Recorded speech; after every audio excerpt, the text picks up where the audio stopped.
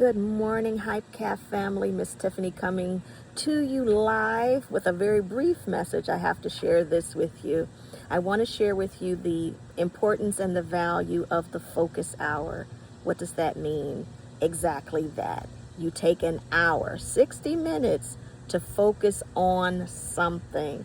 As a tutor, educator, curriculum designer, I've been amongst tons of learners who seem to have the same issue. They've learned it in school and they've practiced it at home, but they still don't know it. They don't understand it, or they don't feel confident in what they know.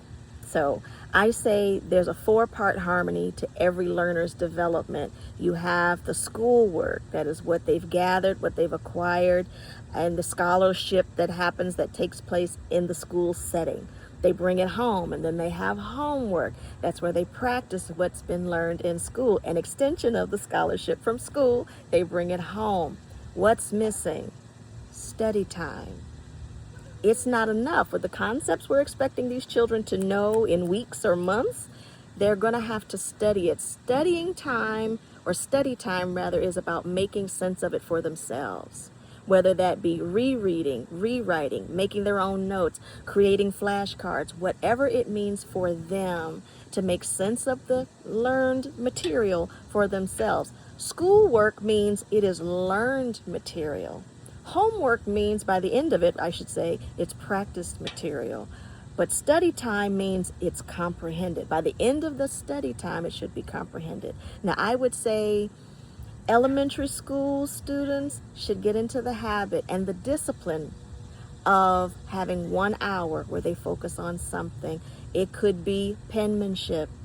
It could be reading basics. It could be note-taking. It could be skill-based or knowledge-based. It could be something in mathematics that they've learned. Could be social studies, could be science, could be language arts. But 1 hour to focus on that. If they were to take a topic or a subject, a learned concept from school, and focus on it for an hour, by the next day, they can move to another subject and then another subject. It could be math on Monday, language arts on Tuesday, a certain chore for the house on Wednesday, as long as they're spending an hour on it. By the time they get to middle school, however, we should bump it up to 2 hours each night. So once the schoolwork is done, the homework is done, they need to switch gears and get into study mode, because that study time helps them make sense of the learned material for themselves.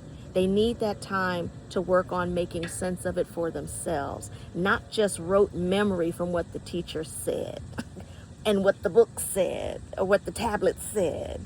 And this helps if they spend more time keeping that practice of focusing on material and taking time to actually comprehend it. By the time they get to test time, they're not panicked trying to cram it all in one night or even a week, because they would have taken time to make sense of it for themselves. So I encourage you, parents, family members, guardians, babysitters, please encourage the discipline of that focus hour.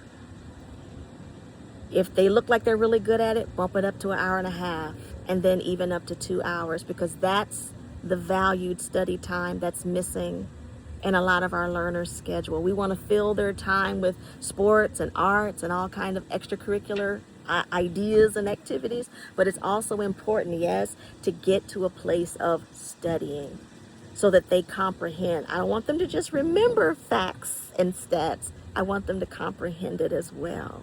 So I encourage you to set that focus hour, set the timer, get them to do it, and even quiz them on it if you have time. I encourage you to do that, but I wish you the best of luck in this school year, and I do believe it's going to be an awesome school year for our learners, provided they practice that discipline of focusing for a set period of time. You have a great one.